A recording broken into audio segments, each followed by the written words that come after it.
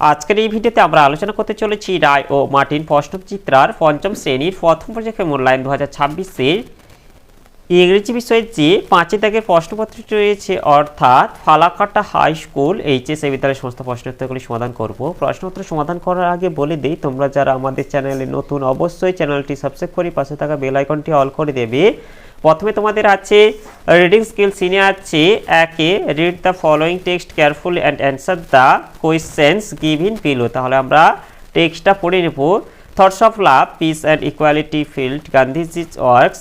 Swami Vivekananda and Rabindranath Tagore also had similar ideas. Swami Vivekananda wanted unity among all religions.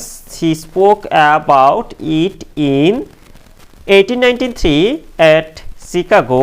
Rabindranath Tagore started the Raksha Bandhan in 1905. It was a festival of brotherhood and communal harmony. তাহলে আমরা টেক্সটটা পড়ে নিলাম, এবার প্রশ্নের উত্তরগুলি করব।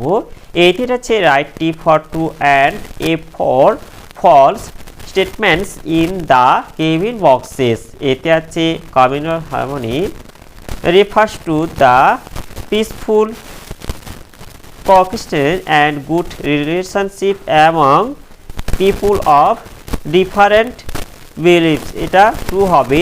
এরপর বিটিটা হচ্ছে Swami Vivekananda did not believe in the unity among all religions. এটা ফলস হবে।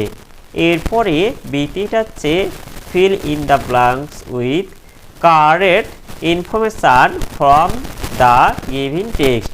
এটা হচ্ছে the Rakshabandhan was started by, এটা হবে রবীন্দ্রনাথ টেগোর। এরপরে বিতে হবে Swami Vivekananda and Rabindranath Tagore had the similar ideas like Gandhiji.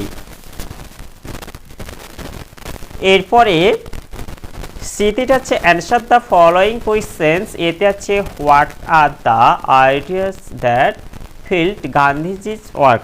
এর হবে the ideas that filled Gandhiji's work are peace and equality. এরপর এটা হচ্ছে বিতে what type of festival is Raksha Bandhan. এর উত্তরটি হবে Raksha Bandhan is a festival of brotherhood and communal harmony.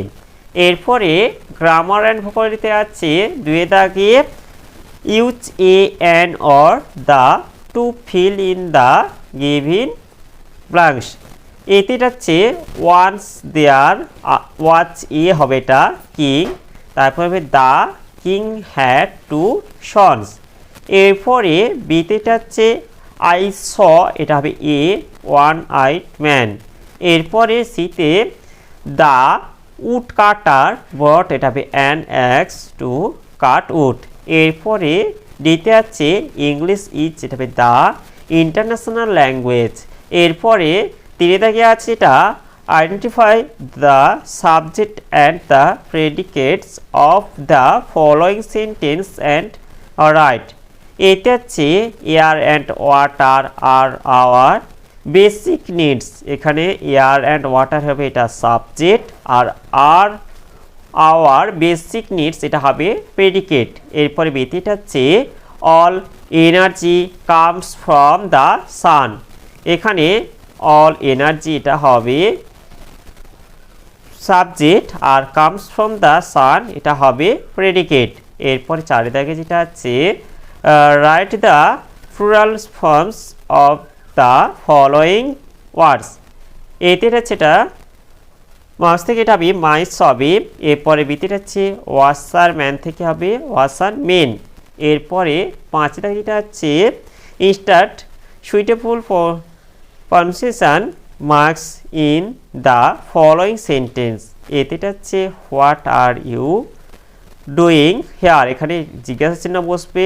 এরপর বিতে হচ্ছে সি ইজ ফ্রম, এটা কমা হবে, তারপর ওয়াইস পর আবার কমা হবে, তারপর হচ্ছে মোডেস্ট অ্যান্ড হবে অ্যান্ড গ্রেসফুল, তারপর হচ্ছে এটা হবে ফুলস্টপ হবে।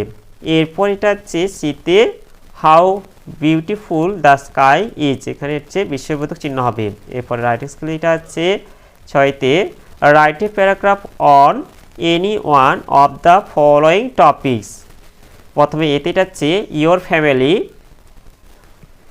এই যে মাই ফ্যামিলি এভাবে তোমরা লিখে দেবে, দেখে নাও এটা ভালো হবে।